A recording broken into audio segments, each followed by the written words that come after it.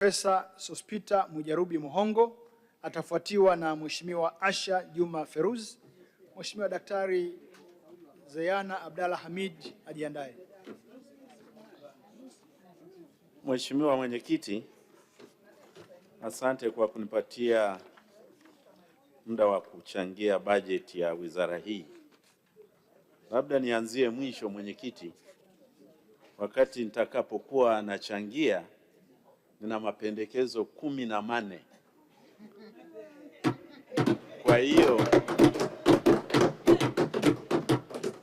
Kwa hiyo Mheshimiwa Mwenyekiti, ukiniona nafika la 10 unajua nakaribia kumaliza. Mheshimiwa Mwenyekiti, ni kwamba na waheshimiwa wabunge, hii wizara tunavyoongelea dira ya 2050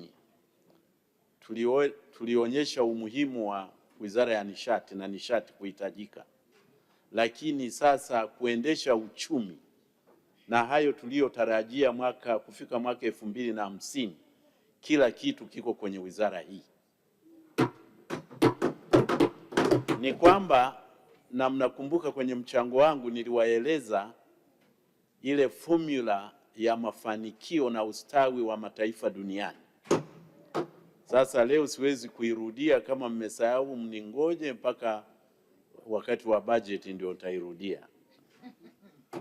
Cha muhimu hapa ni kwamba safari yetu ya 2050 ni lazima tuwe na uchumi unaokua kwa kasi zaidi ya 10%, na ni lazima uendeshwe na watu wajuzi, maana yake knowledge economy. Bila hiyo hatuwezi kuvuka, na hiyo ndio China ilifanya mwaka 78.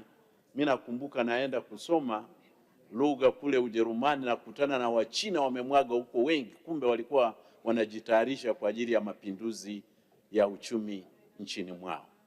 Na Mheshimiwa Waziri, unafanya vizuri hii ya kupeleka vijana kwenye vyuo vikubwa vikubwa. Sasa waheshimiwa wabunge, ni sisi wajibu wetu kutathmini mfumo wa elimu tuliopewa, mfumo wa elimu wa Tanzania mpya ambao tunaishia darasa la 6 badala ya darasa la 7. Kwa hiyo Mheshimiwa Waziri, nimekufanyia homework kukurahisishia majibu. Je, mfumo wetu tuliouchukua ni mzuri? Miaka 6 shule ya msingi, miaka 4 shule ya sekondari, miaka 2 high school na miaka 4 chuo kikuu. Na sisi waheshimiwa wabunge tutathmini. Sasa hiyo kazi nimeifanya, na Watanzania wengi walikuwa wanakuwa na wasiwasi kwamba kuishia la 6 huenda ndio elimu yetu kwanza inaenda kudorora kabisa. Lakini kabla ya hapo niongea jimboni mwangu kwamba jimbo la Msoma vijijini tunaenda vizuri, kwa sababu sisi tuna shule za msingi 120, tuna sekondari 32, halafu tuna sekondari ya amali 1, na sasa hivi tunajenga sekondari kila kijiji. Kwa hiyo napeleka shukurani zangu nyingi kwa serikali na kwa Mheshimiwa Rais, kama kweli wanataka tutoe mfano wa elimu bora ni Msoma vijijini.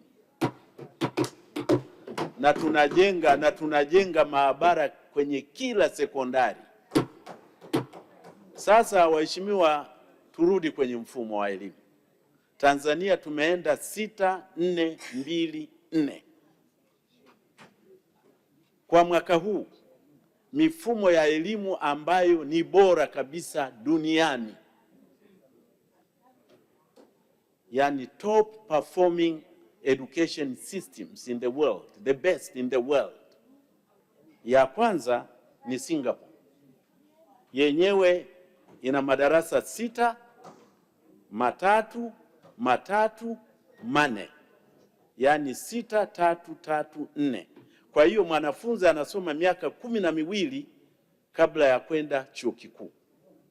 Na sisi Tanzania tuna 6-4-2-4.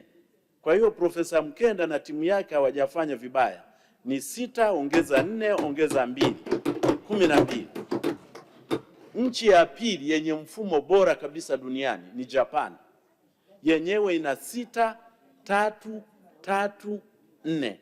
Ndugu zangu, nisiwe narudia, yani 6 ni primary school, 3 ni junior secondary school, 3 senior secondary school na 4 university. Kwa hiyo sitarudia, nitaenda kwa hiyo tu. Finland ni ya 3 duniani, yenyewe ina 9-3-3 na yenyewe miaka 12 kabla ya chuo kikuu. Ya 4 duniani ni South Korea, ina 6-3-3-4 na ya 5 ni Canada, wanafungana na Switzerland, ina 6-6-4. Kwa hiyo ndugu zangu waheshimiwa wabunge, na hata kule Msoma vijijini ndugu zangu walikuwa wanasema profesa, hii ya darasa la 6, ndugu zangu na wathibitishia tuko sahihi, hatujaharibikiwa na kitu. Lakini kabla ya miaka 6 kuna ile ya shule ya awali, kindergarten. Hiyo inategemeana na umri wa mwanafunzi, na ni kama Tanzania ni kati ya mwaka 1 mpaka 2 kutegemeana na umri wa huyo kijana anayepelekwa kwenye hiyo shule kindergarten. Sasa kipimo cha pili kama tunaenda vizuri, hiki ndicho naomba profesa na timu yako, hiki hatujakifanya tukifanye. Last time niliwaeleza, lakini nadhani safari, yani sasa kila mtu anasema na mfumo mzuri. Sasa upi mfumo mzuri zaidi ya mwingine kimataifa? Kuna kupimana na yanaenda kupitia mashindano ya wanafunzi duniani, na sisi inabidi tukashindane huko. Mfumo wetu hauna matatizo, sasa tuone ubora wake ili tuboreshe, na mashindano haya yanafanywa na wanafunzi. Bado. Ya kwanza inaitwa Program for International Students Assessment, PISA. Miaka 15 wanafunzi wanashindana kusoma hisabati na sayansi. Na ya pili inaitwa Trends in International Mathematics and Science Study.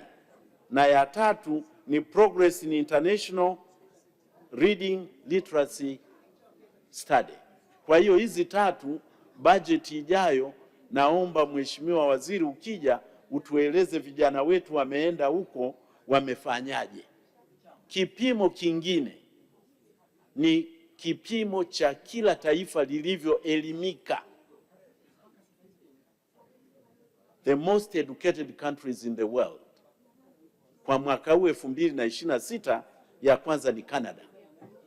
Maana yake ni kwamba 65% ya watu wenye umri mkubwa wa Canada walimaliza masomo ya sekondari wakaenda kupata mafunzo, wakapata vyeti baada ya sekondari, tertiary qualification.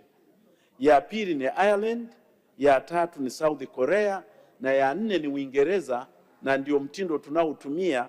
Uingereza 54% ya watu wenye umri kati ya miaka 25 na 64 wameenda kupata masomo zaidi ya masomo ya sekondari. Kwa hiyo hii wa Tanzania naye tujipime tertiary qualifications kama tunazo. Kwa hiyo hatujaenda vibaya. Sasa naanza mapendekezo. Pendekezo la kwanza, kwa mwaka huu wa fedha 25-26 tuna wanafunzi toka form 1 mpaka form 6 ni milioni 300.43. Milioni 3.43. Mheshimiwa Waziri, napendekeza angalau 50% ya hao wanafunzi wawe wanasoma masomo ya science. Pendekezo la pili, tujenge maabara kwenye shule zetu zote za sekondari. Pendekezo la tatu, na hili ni muhimu, la tatu hili, kwenye kila maabara zetu za sekondari lazima tuwe na technicians ambao ndio wanaendesha hizo experiments, sio walimu.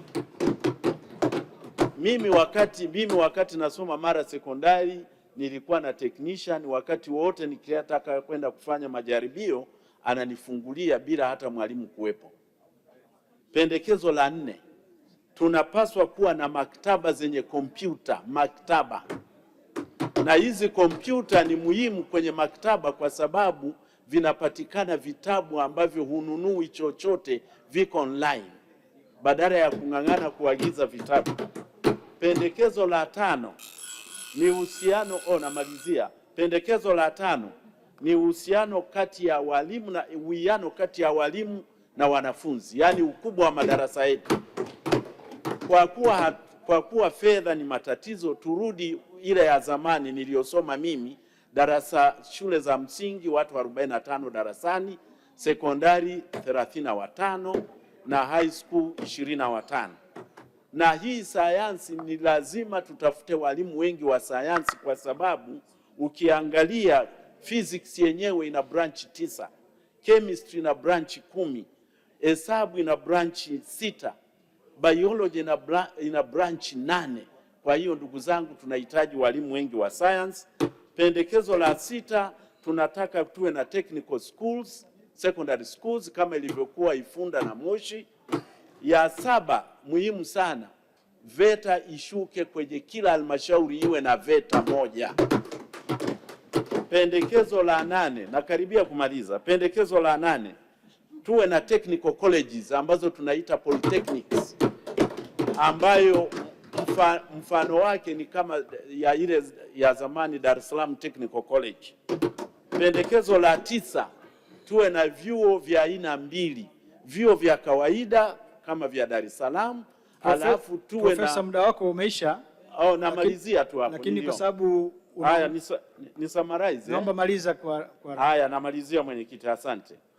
Mwisho ni kwenye kumalizia, mwisho tuweke hela kwenye utafiti na tutumie pasenti 1 ya GDP.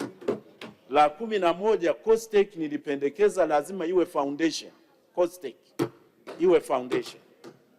La 12, wizara isaidie vyama vya kitaaluma vimekufa nchini, yaani kama vyama vya chemist, vya physicists, mathematicians vifufuliwe. Na la 13, profesa, uimize sekondari universities zianze kuwa na endowment, yaani pesa zilizotunzwa kusaidia mambo ya utafiti na nini. Sasa ukichukua lichuo likubwa kama la Harvard, endowment yake, hela ilizotunza kwa matumizi yake ni dola bilioni 55, bilioni 55. Alafu ukichukua ya Texas wana bilioni 45. Kwa hiyo vyuo viwili hivi vya Marekani, Harvard na Texas, vina bilioni 100 zimetunzwa, zinazidi bajeti yetu ya bilioni 95. Na